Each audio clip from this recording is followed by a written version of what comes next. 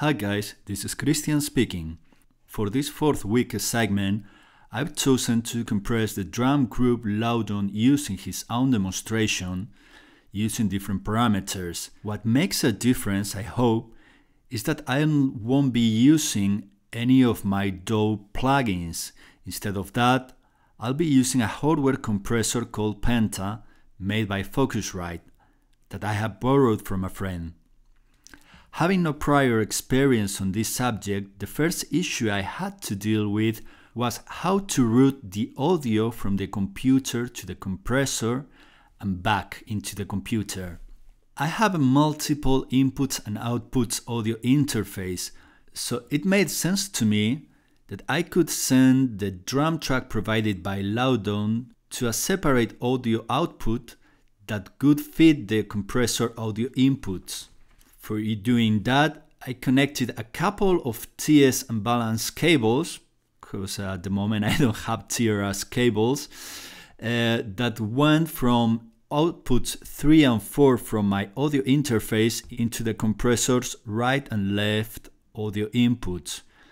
Then I connected another pair of TS and balance cables from the compressor audio outputs into my audio interface inputs. This photograph will make things easier to understand for you. Okay, now you've seen I've created a single track with Loudon's drum track.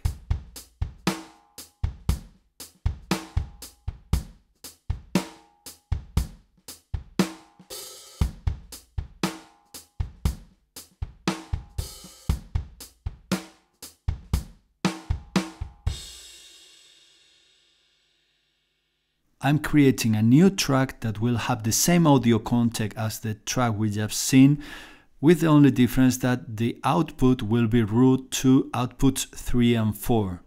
So once the track is created, I duplicate the audio and I rename this track as compressor feed. The same audio content, with the only difference that this content will go straight to the hardware compressor. For recording that signal processed, what I'm creating is a stereo track whose audio inputs will be audio 1 and 2, as we saw before on the graphic, and the output will be output 1 and 2 as well, because we want to be able to hear later through our speakers.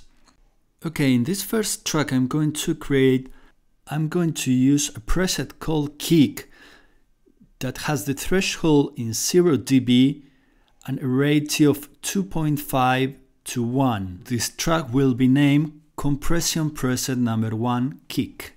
When I enable this track for recording, what will happen is that after pressing record button, Loudon's drum track will leave our DAW through outputs 3 and 4.